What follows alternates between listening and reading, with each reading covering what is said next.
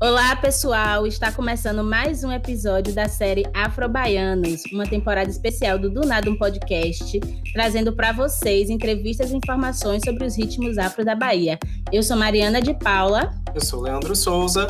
E no episódio de hoje vamos falar sobre o movimento Afropop brasileiro. Movimento esse que foi institucionalizado e defendido aqui na Bahia pela cantora Margareth Menezes. O Afropop nada mais é do que a junção dos ritmos afro-baianos com a influência da música pop mundial. Não é de hoje que a música baiana sempre foi fonte de inspiração para a world music. Desde Dorival Caymmi, que mostrou ao mundo o que é que a baiana tem nas telas de cinema, Carlinhos Brown, que foi indicado ao Oscar pela trilha sonora da animação Rio, os tambores do Olodum em They Don't Care About Us, de Michael Jackson, que é um clássico, e até a mais recente parceria de Anitta, Cardi B e a Tocha, com clipes gravados nas ruas do Pelourinho. Para vocês terem noção, a música baiana anda tão solicitada que recentemente a gente ouviu aí uma entrevista de Márcio Vitor dizendo que Kanye West ficou louco para gravar com ele, só que a gravação não rolou porque Márcio Vitor tinha que participar do Domingão do Faustão. Você vê que a música baiana tá babado.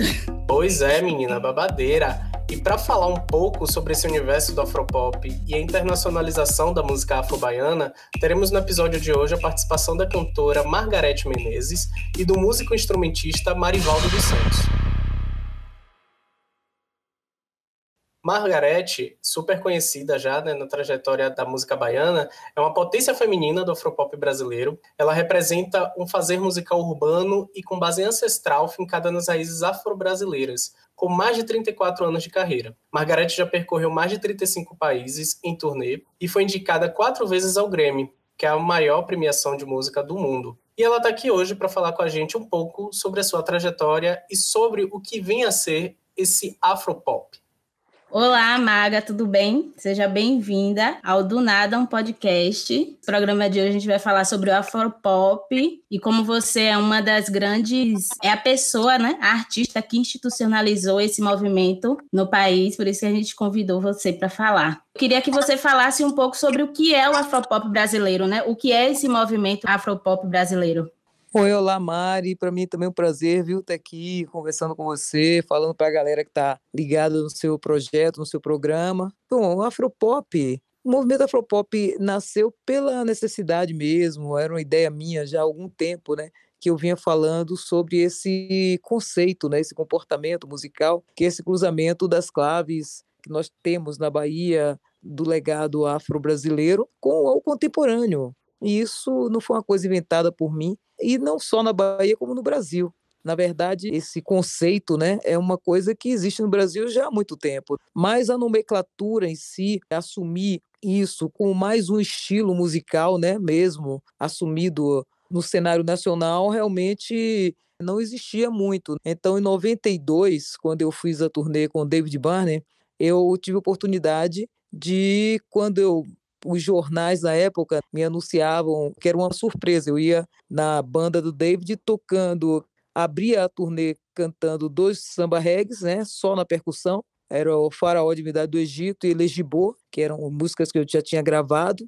Eu estava lançando justamente esse disco Margareth Menezes, né, que é o meu primeiro LPzão, que tem a música Uma História de Fá, que é mais conhecida como Legibô. E a imprensa internacional já se falava muito no African Pop. Então, vários artistas African Pop, como Angelique Kidjo, Ched Khaled, Salif Keita, enfim, que eu tive a oportunidade de estar junto em vários festivais. Então, quando eu cheguei com o David Barney, naquela época, eles disseram: venha Margareth Menezes com seu Brazilian African Pop. Foi quando eu percebi que eu realmente me identificava com esse conceito, porque a música que a gente tem na Bahia tem essa contemporaneidade e sem perder as nossas referências. Isso com muita modernidade, com a influência também do movimento tropicalista, com a influência da música pop internacional. Então, nós temos isso. E, poxa, várias bandas na minha época que já inseminavam isso de uma certa forma, né?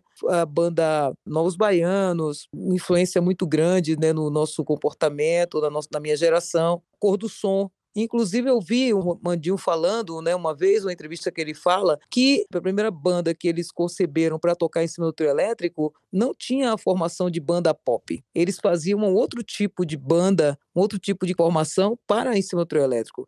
E que os artistas que vieram depois, que fizeram esse modelo de banda pop, que seja bateria, guitarra, baixo, e colocaram em cima do trio elétrico. Ele mesmo fala isso. A nossa geração, na verdade, que trouxe esse comportamento pop dos primeiros momentos do trio, né, do carnaval. E nós temos na nossa terra, né, esse grande legado da memória dos blocos afros, bandas de Ijexá, toda essa uma história muito profunda. E isso também migrou para a música popular. Então, nós temos esse cruzamento do comportamento pop junto com a nossa memória das claves, trazidas, que foram preservadas pelos terreiros de candomblé e que os seus próprios... E daí migrou, né, para a música popular brasileira. Isso na Bahia de maneira muito forte. E isso eu me identifiquei imediatamente com essa coisa do afropop. Quando eu vi, poxa, e eu me vi dentro disso e assumi esse rótulo, porque aquilo identificou o que eu fazia, né? Eu senti, assim, casou de uma maneira muito forte comigo, com a minha maneira de fazer a música, de me perceber.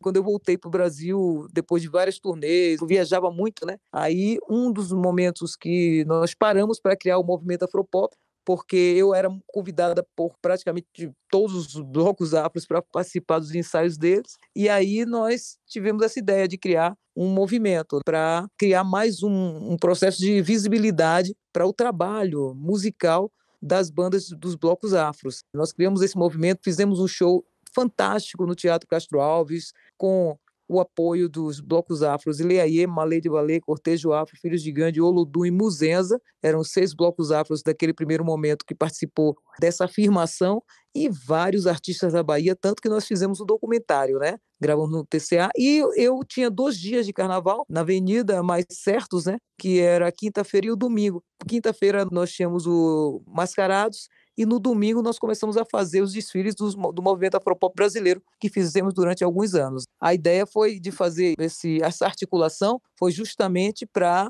a gente afirmar a nossa contemporaneidade, a música afrocontemporânea nesse sentido. É a raiz, o tambor e o computador andando junto. Uma coisa que eu acho interessante, aqui já indo para a próxima pergunta, é que dentro da sua obra, eu queria destacar o álbum Quindala, que foi o seu primeiro álbum indicado ao Grammy, né? E lá nos anos 90, eu imagino que ele também tenha sido um grande propulsor para você ter uma carreira internacional assim mais ampla, né? Ser conhecida lá fora. E eu acho a estética muito incrível, assim, a estética do ritmo do álbum. Para mim, ele é a cara do que é o afropop, porque ele tem essa mistura da percussão, na música mesmo, Negro na Gota, é uma coisa, a batida percussiva, lembra muito a batida da música eletrônica. Como é o seu processo de criação para pensar essa mistura de ritmos, né? De música eletrônica, quais são as suas influências e tal?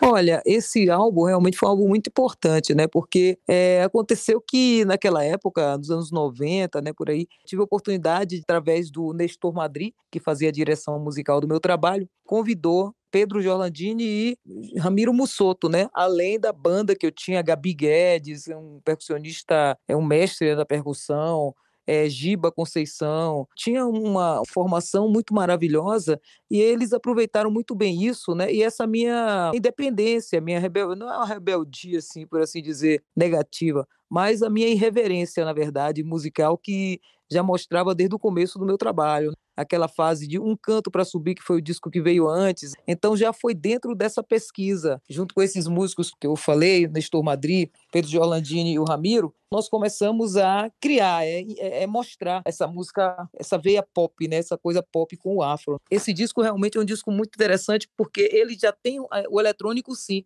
O Quindala é um afropop já com essa coisa eletrônica, né? Para a gente foi um processo muito incrível fazer esse disco. É um disco realmente marcante na minha carreira, diferenciado em tudo. E para mim, assim, foi muito bom poder ter passado foram 5 anos de pesquisa com Ramiro, com Pedro Giorlandini. Ramiro, infelizmente, morreu cedo, né? Pedro Giorlandini, Nestor Madri, que é um grande produtor da nossa música baiana, que me brindou com esse diferencial, arrematando essa minha rebeldia, essa minha independência. Eu sempre gostei de misturar muito o meu comportamento, então foi muito bom essa integração que nós tivemos, e abriu, né, ampliou, criou essa ventilação para a música contemporânea da Bahia, né? Na verdade, eu fico muito feliz de ver bandas novas, né, buscando isso no meu trabalho, no trabalho de outros artistas também contemporâneos a mim, que traz esse frescor, né, do afropop, porque a gente precisa afirmar isso pela nossa modernidade, pela nossa contemporaneidade, né? Não é só a memória, mas é o agora, o fazer o aqui e agora, a independência, a irreverência afro, que a gente, na verdade, vem de uma resistência e trazendo sempre essa irreverência, esse modelo novo, essa maneira nova de pensar, né? Geralmente, quando um artista, quando acontece alguma novidade na música, que na verdade não é novidade, é uma reinvenção, geralmente quando a gente vê que faz o link popular, tem alguma coisa afro no meio, em relação, se for em relação ao Brasil especialmente, né? E porque cria a identidade com o povo negro muito forte. Não é à toa que nós vemos aí, poxa, reggae, samba, baião, chachado, geralmente as músicas que vêm os arranjos puxando um pouquinho para isso, causa imediatamente uma assimilação, né? Esse é a nossa intenção, né? Quando eu comecei a afirmar mesmo, eu passei um tempo que eu afirmei assim muito essa questão do afropop, porque a questão do axé music, ele engolia tudo, né? É como se você não poderia ter o axé music assim confundir um pouco, como se só carnavalizasse tudo, carnavalizasse tudo. Virou Não, tudo uma coisa só, né? pois é, e aí isso aí tira um pouco a identidade, né, de algumas dessas pesquisas, dessas músicas com esse comportamento mais de pesquisa mesmo que a gente fazia aqui, né? Ficou mais difícil para o artista que tinha uma linguagem diferenciada. Grandes artistas, né? A gente pode ver aí um grande outro músico assim que para mim é uma referência, que é o Lazo, né? A gente às vezes fica um pouco exprimido pela imposição da máquina, né? E eu realmente resolvi afirmar essa questão do afropop. Sofri pra caramba, porque às vezes a pessoa achava que eu estava negando a questão do axé music. Axé music não é ritmo, axé music é o movimento, mas a falta de conhecimento mesmo, né, em relação a isso. E eu ali fazia minhas performances, pegava uma guitarra de vez em quando, para fazer aquela coisa mesmo, mostrar que nós negros, mulheres negras, nós temos o direito e somos contemporâneos, né? Para mim, assim, foi toda a questão do afropop foi isso. E esse disco Quindala realmente é um projeto diferenciado, né? Até hoje tem uma marca muito grande na minha carreira. Tanto ele como o Maga Afropop brasileiro, que foi produzido pelo Brau e pelo Ali Siqueira. E mais recentemente o Autêntica. Para mim são 3 discos assim que estão sendo bem importantes para mim de ter tido a oportunidade de fazer esse projeto, né? Isso é muito bacana. Você estava falando de rebeldia e tudo mais, aí me lembrou do seu projeto, Rebeldia Nordestina, que traz essa coisa da música regional nordestina, só que essa música contemporânea, né? Essa música que é urbana, não só aquela música tradicional. Cria esse produto novo, todo esse seu repertório, para mostrar que existe o tradicional e a partir do tradicional a gente pode criar algo novo. Criar o que é essa música mundial, né? Essa música pop mesmo, mundial.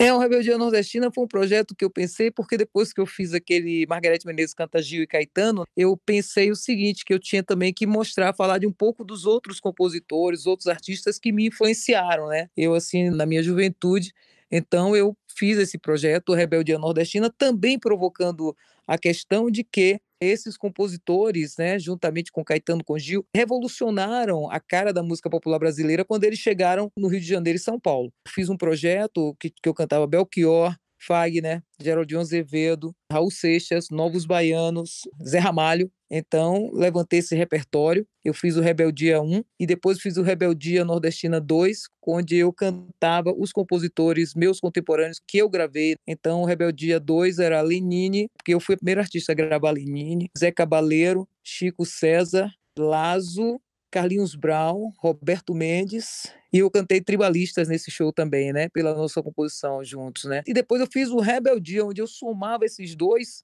o 1 e o 2, né, com algumas coisas do meu repertório contemporâneo, com o samba reggae e tal. Então foi um projeto assim que levou 5 anos, né, entre o primeiro e isso. Não gravei isso, é uma coisa que eu até tenho vontade de fazer em algum momento, pegar esse material e gravar, mas foi também com uma maneira de uma provocação, de ampliar mais ainda essa questão da contemporaneidade da música nordestina, da música afro-brasileira e afro-baiana. Você falou aí um pouco que esses compositores fizeram parte da sua juventude ali, né? Quando você era mais jovem e tal. Quais são as outras influências que você tem desde, sei lá, porque música é uma coisa muito presente na vida das pessoas, desde a infância até agora. Quais são essas raízes rítmicas, né, de música e tal? Como foi essa sua vivência dentro da música antes mesmo de você se tornar cantora?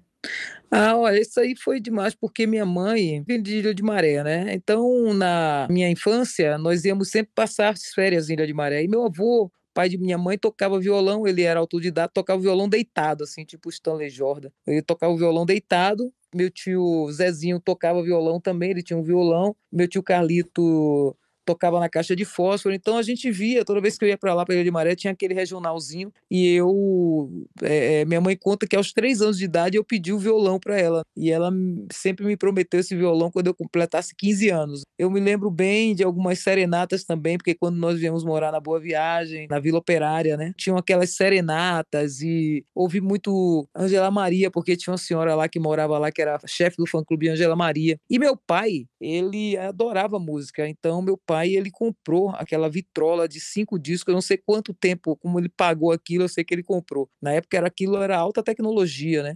Uma coisa é você ter um celular, última, sabe? Então meu pai foi uma figura assim, ele era motorista e comprou aquela vitrola, e ele gostava muito, era Clara Nunes. Eu ouvi Clara Nunes muito no começo, meu pai gostava muito também de Luiz Gonzaga, aqueles forrós todos, né? Gostava muito daquele samba de break, né? De Cro, Moreira da Silva, trio nordestino. E meus tios já gostavam mais da Jovem Guarda. Tive esse acesso através dos meus pais e dos meus tios. Para mim, isso foi muito bom, porque isso diversificou o meu gosto na música popular brasileira. E foi massa, foi por aí que eu vim Foi seguindo o apurando. seu caminho, né? Fazendo o seu caminho ali pela música popular brasileira e tal. Exato. E quando adolescente, aí pronto, aí já tinha essa coisa do Caetano, Gil, né? Eu gostava também muito, assim, com meus 20, 23, 24, então era Tete Espínola, Rita Lee, Jim Joplin, né? Lady Zeppelin, todas essas coisas eu cheguei a ouvir, né? De pensar várias coisas, né, para fazer uma só, né? Pensar vários ritmos ali. Né? É porque Janis Joplin, Led Zeppelin, Caetano Veloso, ó, parece até que não tem conexão. mas tem, porque tudo é arte, né? A gente se conecta ali, a arte conversa. Mário, eu acho que a gente tem que ter, todo mundo, assim, né? Poder ter uma abertura para viajar nesse sentido de conhecer cada vez mais coisas, porque às vezes a pessoa ouviu alguém daquele estilo, eu não gosto daquele estilo. Não, às vezes aqui você não gosta daquela pessoa fazendo aquilo, mas às vezes você pode ouvir alguém, outra pessoa cantando alguma coisa daquele mesmo estilo e se identificar. Eu acho que tem muito a ver com isso, né? Quando você se abre para conhecer, é uma maneira também de você se realimentar.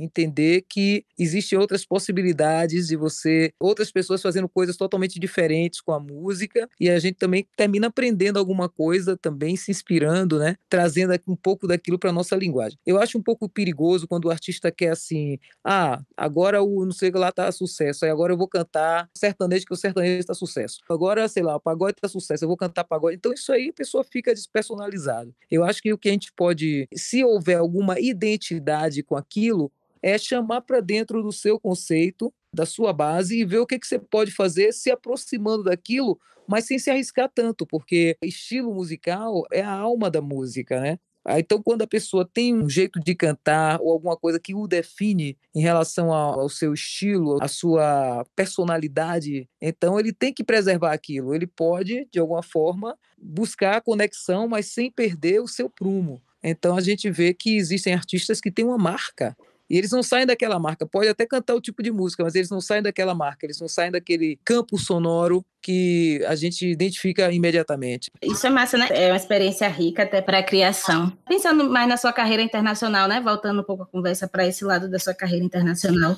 Saiu uma pesquisa alguns anos atrás que você é uma das cantoras mais escutadas do público internacional no YouTube. Você já falou um pouco da sua turnê com David Byrne. Eu queria saber como é que foi essa experiência assim, de início de carreira internacional, como foram os primeiros shows, como você se sentiu, né, com isso tudo. Olha, foi muito impactante, né, porque eu nunca ia imaginar, assim, daqui, sair de Salvador, né, para ir abrir turnê internacional de um cara como David Banner, que era o cara da banda Talking Heads, era um cara que estava muito, sabe, na crista da onda da música pop, e ele veio para o Brasil, foi para a Bahia, conheceu algumas coisas do samba reggae que estava acontecendo lá, e depois ele fez uma pesquisa na América Latina toda para escolher um artista, e ele teve acesso ao meu material e escolheu o meu. Ele me levou, fui para Nova York, integrei a banda dele, eu abria o show cantando 2 músicas, depois ficava fazendo vocal, depois voltava no meio do show, cantava mais 2 músicas. Foi uma turnê muito incrível. O cartaz lá do coisa dizia participação especial Margareth Menezes, numa turnê de um cara que estava consagrado no mundo inteiro. Então, foram muitos shows, foram mais de 70 shows em todos os continentes. Aquilo para mim me projetou bastante, né? O público nacional e o público também internacional. Eu já cantei em lugares que não tinha brasileiro nenhum, às vezes só tinha um. Isso para mim foi uma experiência fantástica e eu pude também ver o poder que a nossa música tem, o respeito que a música popular brasileira tem nos outros países, né? E, enfim, né, foi um grande aprendizado para mim, me abriu muitas portas. E a música Uma História de Fá, né, que é a música Elegibô, virou propaganda de um lançamento de um refrigerante da Schweppes, que é uma grande empresa de refrigerantes da Europa, foi lançado na Europa toda, com a minha voz. Então isso é uma coisa assim que realmente, para mim, foi 94, 95 por aí, me deu um lastro muito grande na questão do mercado internacional. E vem cá, Maga, qual foi o lugar mais inusitado assim que você tocou, que você sentiu uma grande diferença cultural do Brasil? Olha, tocamos no Japão, já toquei na Macedônia, né? Macedônia assim, é um lugar que realmente tinha acabado de ter a independência da Macedônia, né? 2 anos de independência, eles fizeram um festival enorme, né? Eu estava lá, eu e o Egberto Gismonti representando o Brasil.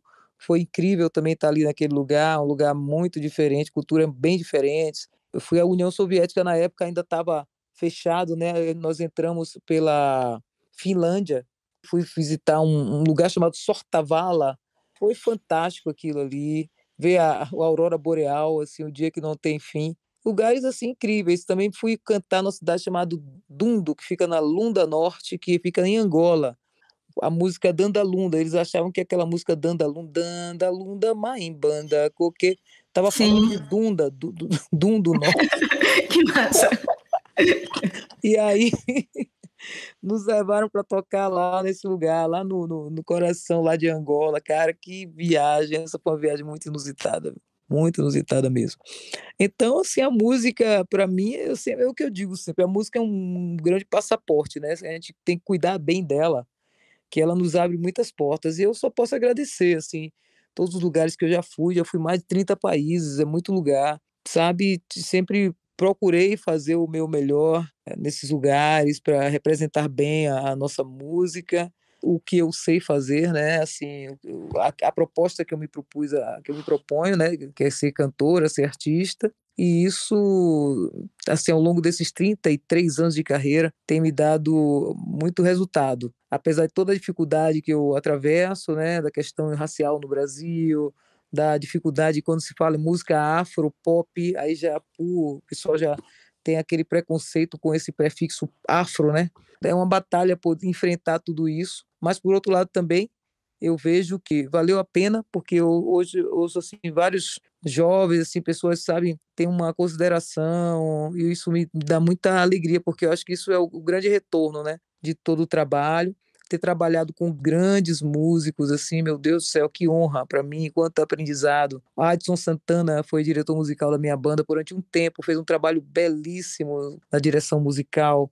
Luciano Silva também, o Giga Scott, só tenho agradecimentos a todos esses músicos, Roninho Scott também, que já tocou comigo, grandes músicos, na percussão, Jorge Wallace, pessoas assim, o Bastola, que infelizmente já morreu, Marquinhos Lobo, né, que nós fizemos um trabalho, eu, Marquinhos Lobo, Saul Barbosa, outro grande músico também. Eu tinha também um trabalho voz e violão, que eu fiz várias turnês fora do Brasil com ele, que era justamente Saul Barbosa, Marquinhos Lobo e eu. Tudo isso, para mim, aprendizado, né? Nestor Madri, né? Como eu já falei, Taualpa Meirelles, que foi também diretor musical da minha banda em um certo momento. Só agradecimentos, e para mim, assim, eu sempre me coloco nesse lugar de aprender, né? E hoje eu tenho o Tito Oliveira, que é um baterista de primeira grandeza e que foi produtor do meu disco Autêntica, né? E é o diretor musical da minha banda e um grande time de grandes artistas, né, que tocam comigo. Então, só agradecimentos mesmo. Massa, Maga. E assim, obrigada a gente, né, por você continuar lutando, porque a gente ganha muito essa riqueza artística, né, vindo assim da Bahia. Para encerrar, a gente sempre tem um momento aqui no podcast do convidado dar alguma dica do que ouvir, algo que inspire o afropop e tudo mais. O que é que você deixa assim pra gente? Gente, hoje tem tanta coisa que eu fico assim tão feliz. Recentemente eu fiz uma participação com uma banda muito bacana, a banda Grave Nave, né? Que tá com um som muito legal, muito bonito. Tem os meninos do Quabales, que eu também fiz uma música agora com o meu querido Marivaldo Santos. Afrocidade, que eu gosto, além do Baiana System, né? Que não dá nem para... Já há um tempo assim que eu tenho essa coisa com os meninos. Mas tem a Nara Couto também, que faz um trabalho muito legal. O Dão, que é um outro menino baiano. Josiara, essa menina com essa voz muito boa, maravilhosa. Mesmo. Ju Moraes, né, que é outra pessoa que tem um trabalho lindo, muito bacana, um pop baiano, né, com aquela coisa, mistura da nossa percussão. Então, olha, muita gente boa que está aí, a Márcia Castro, que é excelente, fazendo coisas muito bonitas. E para mim está sendo um prazer também conhecer toda essa galera nova que está chegando e chegando muito bem. Muito obrigada. Muito obrigada por aceitar, né, nosso convite. Valeu mesmo. Não, legal, viu? Boa sorte aí pra você e um beijão aí pra toda a galera que tá ligada aí. Tchau, valeu, um beijo. Tchau. Beijo, Mari. Tudo de bom.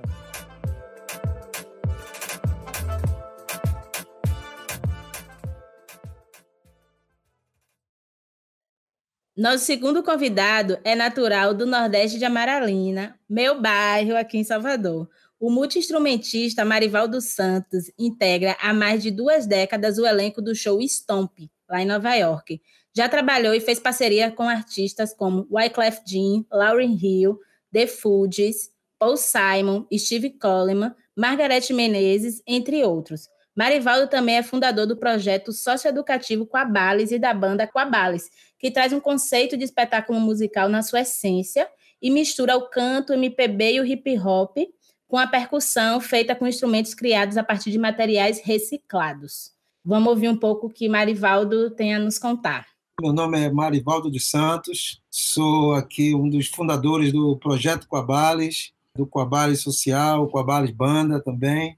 Eu moro em Nova York desde 91. Atualmente está tudo fechado, é claro, mas eu trabalho num grupo chamado Stomp, um show da Off-Broadway em Nova York. Já está em cartaz nesse teatro há 25 anos, mas o Stomp tem um pouco mais. Músico, compositor, percussão, tudo que vier a gente joga duro. Artista, né? Artista é assim, faz tudo, faz de tudo um pouco. Vem cá, Marivaldo, me conte um pouco como você começou assim na música, como foi sua trajetória, você sempre pensou em trabalhar com música? Como foi o início assim da sua carreira musical e do seu contato, né, com a música?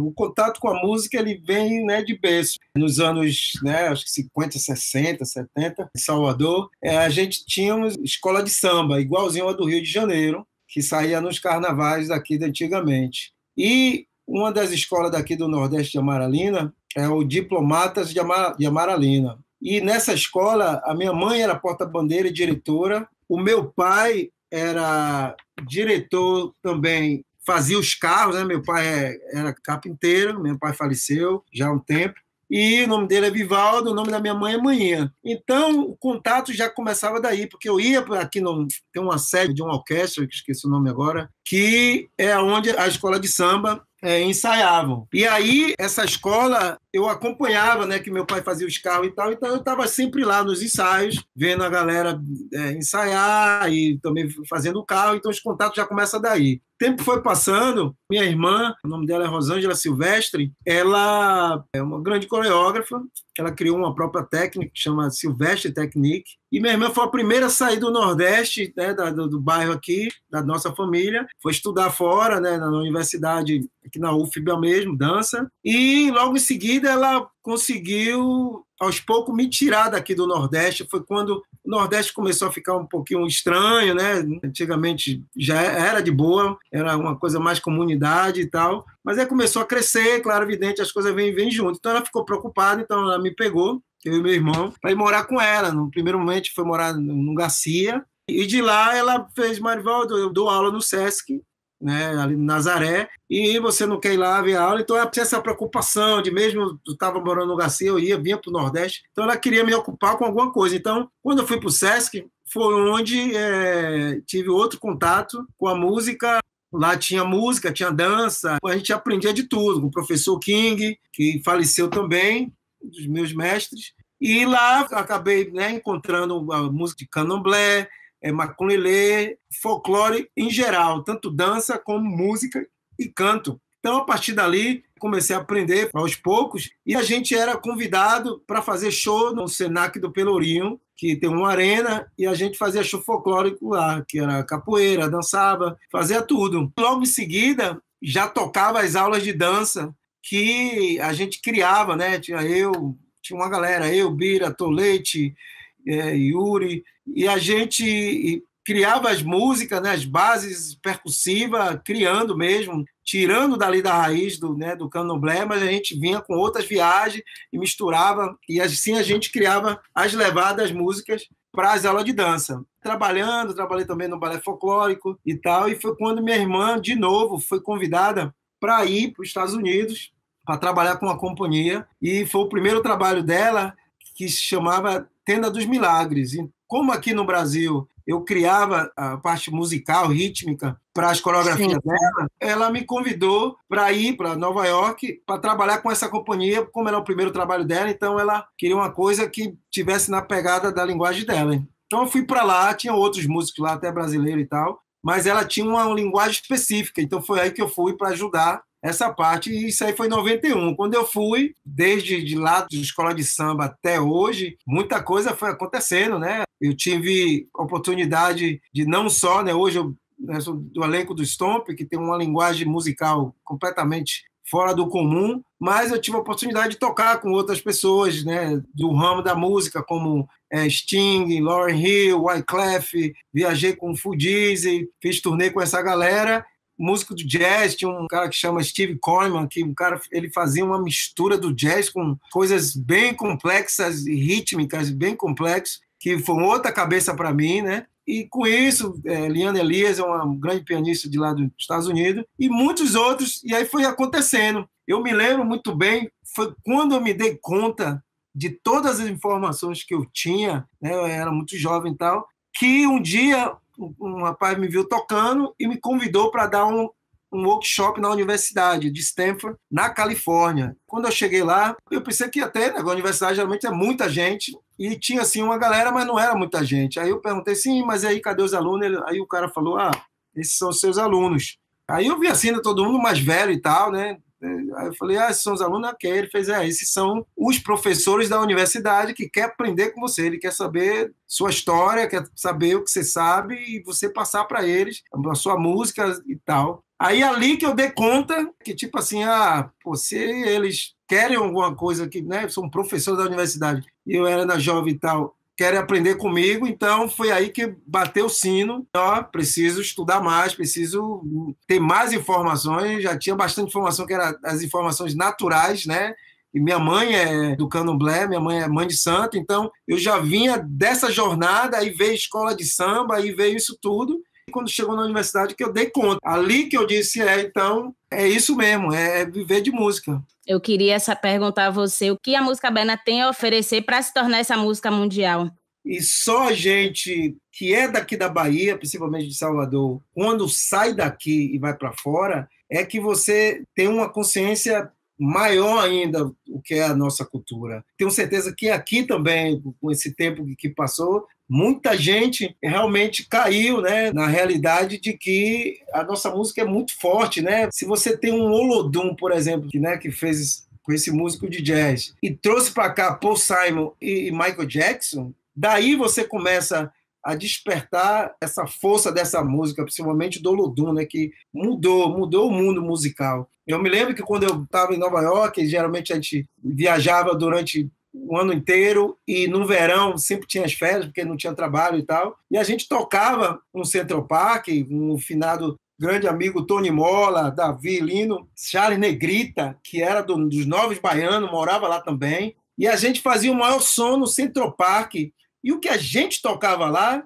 na época, era só 3 ritmos. Um era Ijexá, o outro era o samba reggae, e o outro era o samba duro. Então a gente fazia todo o verão só com esses ritmos, e jogava capoeira, a galera botando a grana. Dali, quando a gente começou no verão, e começou bem pouco, assim, né, a gente fazia uma roda, eu só me lembro que todo ano a gente fazia, sei lá, 2 meses, 3 meses tocando na rua do Central Park, e no final, assim, todo verão chegou uma época que juntava mais de 200 pessoas só para ficar ouvindo aquele som. Então, quer dizer, a cultura baiana já estava ali, já estava rolando por esses baianos que estavam lá, e tinha capoeira com outros amigos e tal. Ali já dava para ver que o quanto forte ela era. E a gente, como músico, né, percussionista, sabia disso, que era o nosso diferencial. Então, lá fora, o que realmente é a única coisa, porque a parte rítmica super de compasso, assim, né, que meio que é um swing nosso que é muito único, que lá fora os americanos estão acostumados com uma coisa muito bem marcada, né, como o funk, a referência deles, e é aí que ele consegue ouvir a música. Hoje mais não, né, porque hoje o mundo está global. Hoje, você for para o Japão, o pessoal lá já está sabendo qual é o nosso ritmo, como é que dança. Mas antigamente, né, não tinha isso. E aí, até sentir aquele balanço, a mesma coisa do samba, os gringos demoravam. Hoje não, hoje está bem informado. E hoje a música da Bahia, já com o tempo, por exemplo, esse cara do jazz, né, o Steve Coleman, que eu toquei muito tempo, eu tive a felicidade de fazer uma turnê com ele, trabalhar com ele por um tempo, e ele pegava, tinha uns caras de Cuba, né, que é Monequito de Matanza, ele trouxe uns 3, 4 músicos de lá, e tinha eu, que era daqui do Brasil, de Salvador. Então, ele fazia essa junção musical de Cuba com Bahia, e transformava daquilo no jazz, né, no formato dele lá, que era uma música bem complexa, 11/7, um negócio bem... E acabava dando certo, que a música baiana já estava, né, fora, já há muito tempo fora, com outros artistas fora, com o Olodum, Gil, Caetano. Hoje eu posso lhe dizer que ela não é só importante, quanto que muitos estrangeiros, não só nos Estados Unidos, mas de fora, vêm para a Bahia por causa da música. Por incrível que pareça, a música é o que traz primeiro esse pessoal, porque a música faz parte da cultura e é isso que eles querem ver. Outro dia alguém me mandou um vídeo de uma banda de pagode que tem lá no Japão. Aí eu fiquei, porra, pagode no Japão, a gente nem imaginava, né? Não imaginaria. Vai pagode ou pagodão? É pagodão mesmo, pagodão daqui de Salvador. O pagodão daqui, é. Eu fiquei assim, gente, e tocava direitinho, parecia bem. Não fique... Principalmente os japoneses. Subestimando, né? Eu não sei se você sabe que tem um grupo que vem todo ano, agora, infelizmente, com a pandemia, mas tem um grupo que se junta... Vem no carnaval, não é? Você já viu eles tocando? Já.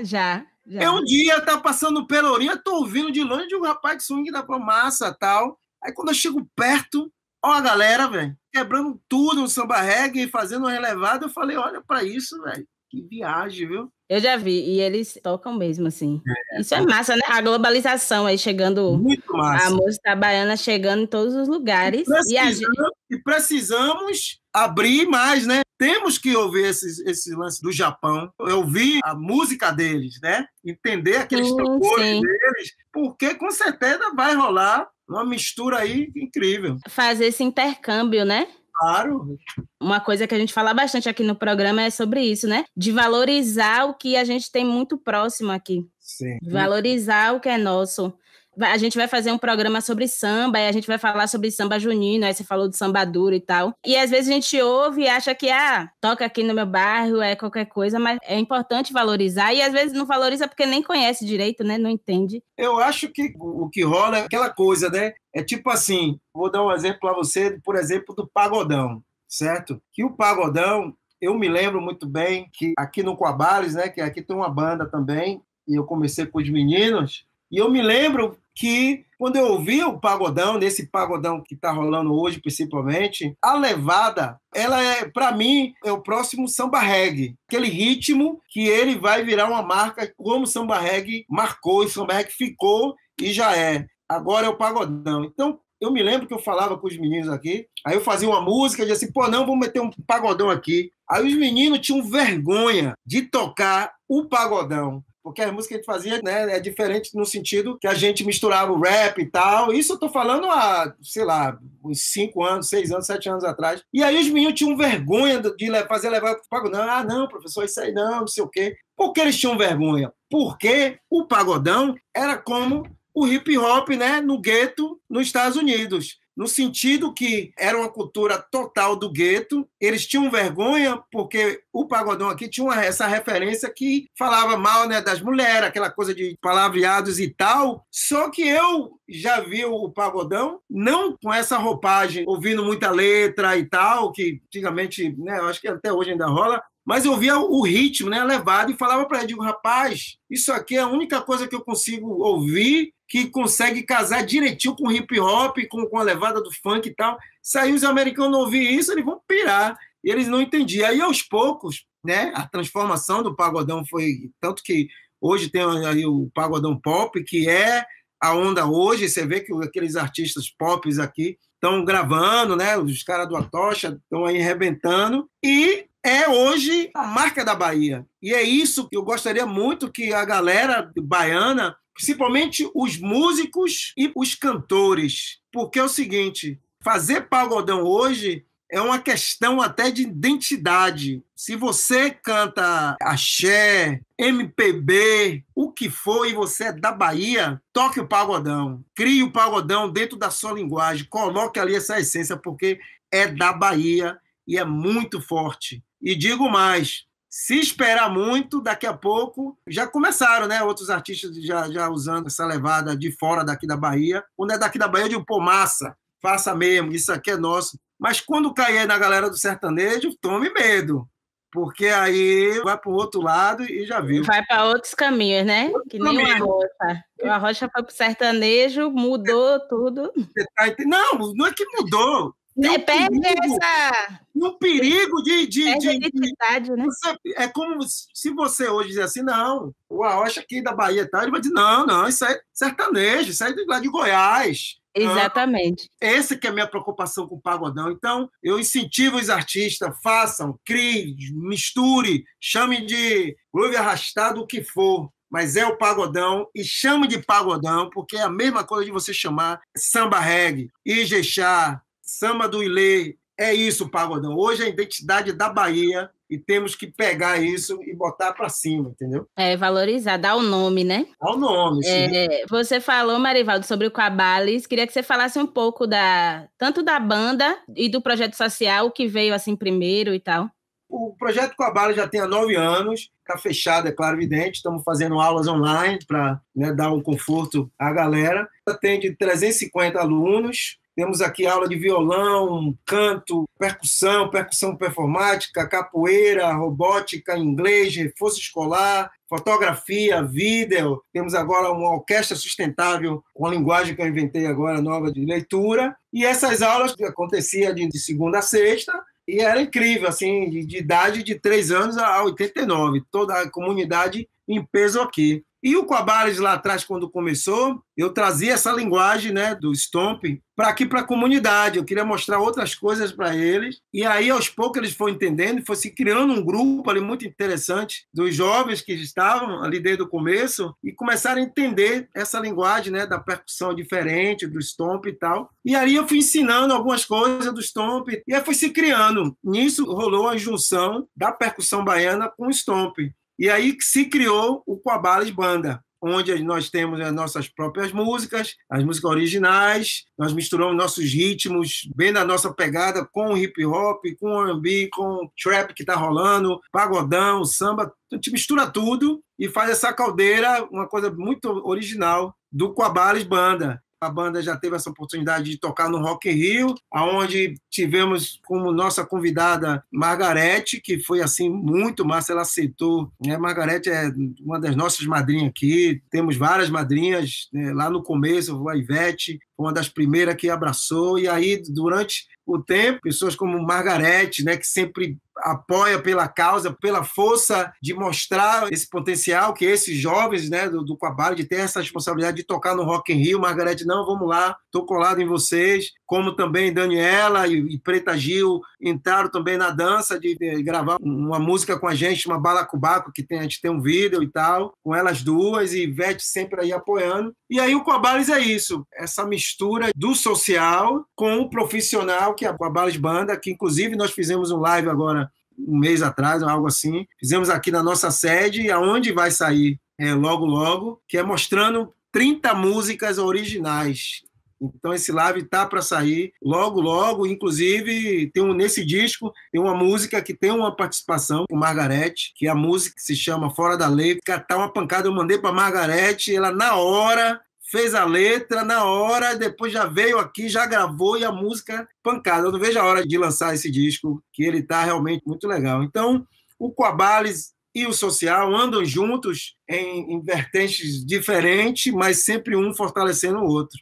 Marivaldo, encerrando aqui a sua participação, a gente tem uma parte do programa que a gente deixa algumas dicas do que assistir, do que ouvir de música, de alguma coisa para ler, ou alguma página no Instagram para acompanhar, alguma coisa assim. Você teria algumas dicas para dar para a gente? Eu acho que minha dica seria Maga. Eu estou acompanhando muito o trabalho dela, não só o trabalho de artista, né, de cantora e tal, mas de atriz, né? Então, eu acho que isso agrega muito, muito na música. Então, eu gosto de ver essas coisas dos artistas estarem fazendo outras coisas, assim, não tem uma coisa específica de indicar e tal, mas eu estou sempre muito curioso olhando no Instagram, no YouTube, coisa nova. Eu gosto de... deixa eu falar uma coisa para você.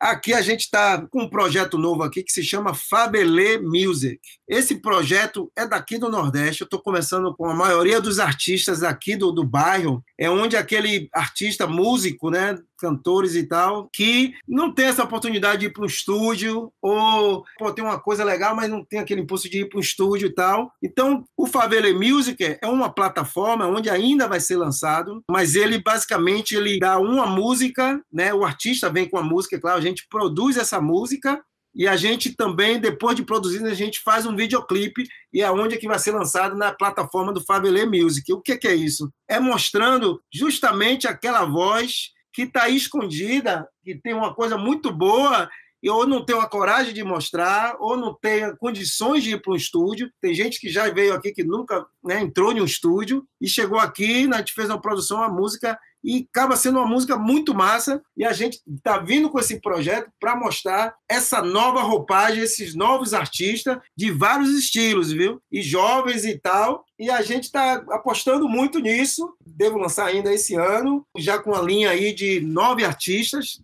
a maioria daqui do bairro do Nordeste, desconhecido. Outros estão aí na correria, mas ainda não conseguiu nada assim, no sentido de pessoas para seguires e tal. Então vai ser uma plataforma muito massa, onde muita gente vai ver muita coisa nova e desconhecida, e coisas assim, tipo top. Chama Fabelê Music. Massa, show. É bom para a gente já ficar ligado aí para quando lançar, já ficar sabendo. Marivaldo, muito obrigada pela participação, por ter aceitado o convite. Foi muito massa, assim, a conversa. Espero ver Coabales tocando, os projetos dando tudo certo. Valeu mesmo, tá? Obrigado a você pelo convite e até a próxima. Até a próxima. Tchau, tchau. Valeu. Tchau.